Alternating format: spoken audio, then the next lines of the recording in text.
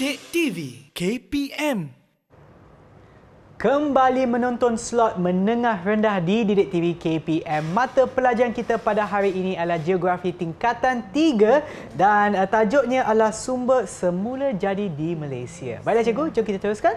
Okey, teruskan lagi topik kita hari ini iaitu kepentingan sumber semula jadi dalam pembangunan ekonomi Malaysia. Baik. Kita dah ada semua sumber-sumber tersebut. Jadi apa pentingnya sumber-sumber semula jadi tersebut dan kaitannya dalam membangunkan ekonomi Malaysia.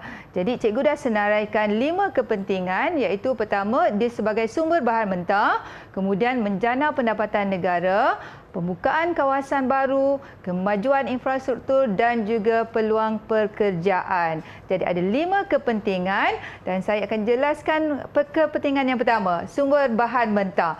Okey Sean, Sean nampak tak apa yang ada di atas meja tu? Yang Kita ini ada. ke? Okey. Ya. Itu apa tu? Yang ni Tika Tika, mengkuang. Ego. Okey, Ya. tika mengkuang. Kita ada labu sayur. Yang ini. Kita ada tin minuman. Baik, yang ini Okey. pula. Kita ada bakul daripada rotan. Ya. Kesemuanya terhasil daripada sumber semula jadi. Sumber semula jadi tersebut penting sebagai bahan mentah untuk kita hasilkan produk-produk yang ada di atas meja ni. Okey. Jadi contoh macam labu sayur daripada mineral kaolin. Ya. Tin minuman tu daripada mineral bauksit. Ya, betul. Okey, kalau bakul rotan Daripada kayu rotan, pokok kayu rotan. rotan yang datangnya daripada sumber hutan. Okey. Jadi itu adalah bahan mentah untuk kita hasilkan produk-produk ni. Ya. Okey, cuba kita tanya pula penjelasan daripada murid, apakah dia kaitannya pendapatan negara dengan pembangunan ekonomi Malaysia? Okey, Aiman. Okey, sumber semula jadi negara kita ni sangat bermutu. Seperti contoh labu sayur Okey. yang diperbuat daripada sumber mineral. Okey. Lepas tu kita ada botol kaca daripada lompong pasir. Okey. So apa kaitannya dengan kita punya ekonomi di Malaysia dengan adanya produk-produk ni, Aiman? Dia disebabkan dia bermutu tinggi, jadi dia dapat permintaan daripada negara lain. Okey. Dengan secara langsungnya bila kita hasilkan produk ni maknanya ada permintaan, ada berlaku pemasaran. Okey, sekaligus dapatlah pendapatan kepada pihak industri dan seterusnya kepada kitalah negara kita Malaysia. Itu kaitannya sumber ini terhadap ekonomi kita di Malaysia. Selain daripada industri-industri kraft tangan, kita juga ada industri perabot. Kita ada sektor daripada sektor pertanian. Macam tadi yang kita dalam video kita dah tayangkan nenas kan. So ada industri makanan daripada nenas dan sebagainya. Jadi sekaligus menjana pendapatan negara. Baik cikgu, dan jawapan yang diberikan oleh Aiman tadi berapa markah yang cikgu kita boleh berikan? bagi, kalau cikgu nak bagi 5 markah penuh, so Aiman dapat 3/5 markah. 3 markah untuk anda. Cubaan yang baik daripada Aiman. Okey, kita ada kepentingan lain juga iaitu berkaitan dengan pembukaan kawasan baru. Jadi siapa yang nak jelaskan pembukaan kawasan baru? Okey. Saya cikgu. Okey, Nabila. Aktiviti pelombongan dan pembalakan ni dah buka kawasan baru dekat negara ni seperti Kerteh dekat Terengganu dan Sandakan dekat Sabang. Okey. Macam dulu Bandar Kerteh ni ialah kawasan yang ada dekat tepi laut. Tapi sejak ada loji penabisan ni, Kerteh ni dah berkembang macam daripada kawasan kampung dah jadi kawasan bandar. Bilangan penduduk dia pun daripada sikit dah jadi banyak. Okey, tahniah Nabila. Itulah kaitannya bagaimana sumber semula jadi yang diteroka akhirnya membuka kawasan baru yang kita tak kenal dulu. Sekarang cukup dikenali. Contohnya Kerteh Terengganu menjadi bandar petroleum. Okey, disebabkan oleh penerokaan sumber petroleum di situ. Tahniah Nabila. Kita boleh bagi markah dia 5/5 markah. 5/5. Tanya kepada anda. Tahniah Nabila. Dan kita juga ada kepentingan, ada kaitan juga dengan kemajuan infrastruktur dan peluang pekerjaan. Bila Kerteh itu dikenali sebagai bandar petroleum, maka ramailah yang datang bekerja dalam industri petroleum. Jadi mewujudkan peluang pekerjaan bukan kepada penduduk setempat, malah daripada negeri-negeri lain juga. Dan sekaligus juga infrastruktur tersebut dimajukan dengan adanya lebuh raya ke pantai timur. Jadi semua tu ada kaitan dengan penerokaan sumber semula jadi. Jadi itulah pentingnya sumber semula jadi kita dan kaitannya dalam pembangunan ekonomi Malaysia. Okey, kita nak uji murid-murid kita dengan apa yang kita dah pelajari pada hari ini. Baik, cikgu. Okey, kita mulakan dengan soalan objektif. Kita ada soalan 1. Antara berikut, yang manakah benar tentang sumber boleh baharu? Okey, siapa nak jawab? Cepat, nombor 1 apa jawapan? Saya cikgu. Okey, Ya, Divya. Tivia. Apa jawapan Tivia? C cikgu. Okey, C. C. Sumber yang boleh digunakan berterusan. Cuba kita semak. Okey, sumber yang boleh. Ya. Okey, betul. Betul, cikgu. Berapa markah, cikgu? Okay. 2 markah untuk Dua Divya. markah untuk Divya. Soalan seterusnya. Ya. Apakah persamaan antara sumber mineral gas dengan mineral petroleum?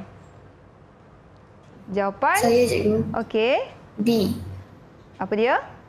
B. Jawapan B. Okey, mineral bukan logam. Kita cek. Betul untuk jawapan Nabila. So, 2 markah. Ya. Okey, soalan seterusnya. Apakah sumber mineral yang dijadikan bahan asas pembuatan bahan dalam foto berikut?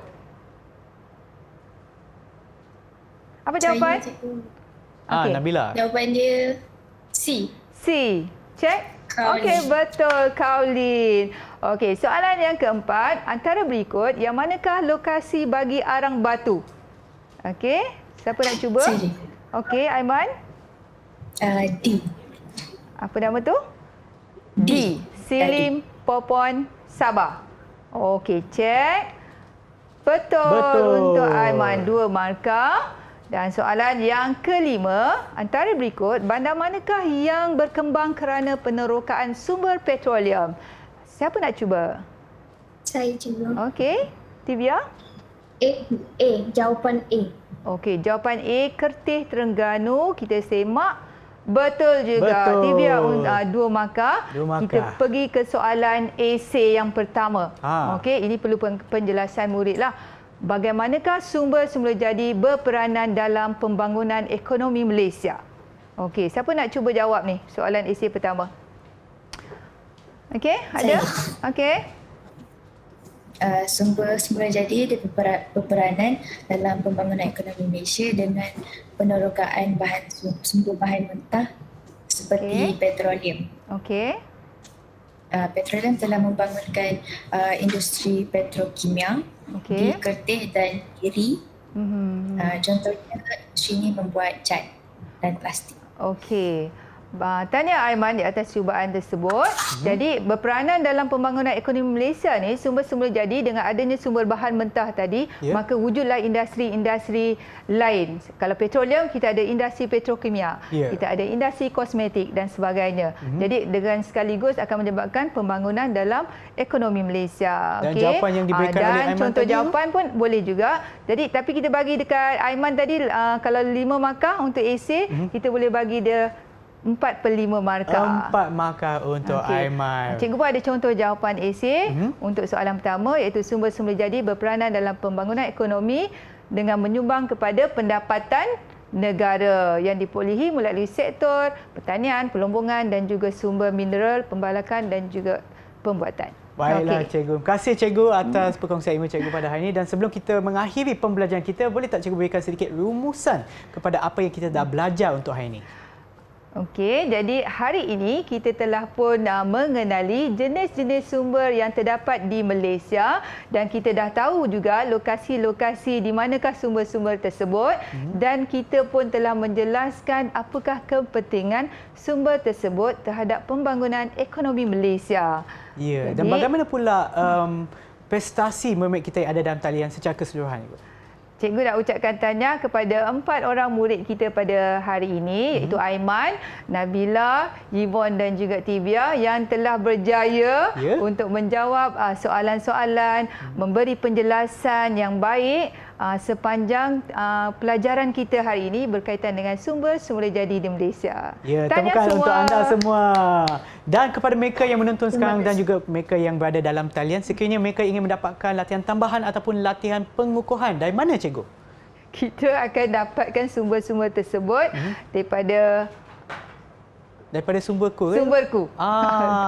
Okey. Baiklah cikgu, terima kasih cikgu untuk hari ini dan kepada mereka yang menonton sekarang, harap ia memberi manfaat kepada anda semua dan kita akan berjumpa lagi di kelas yang seterusnya. Bye semua. Bye semua.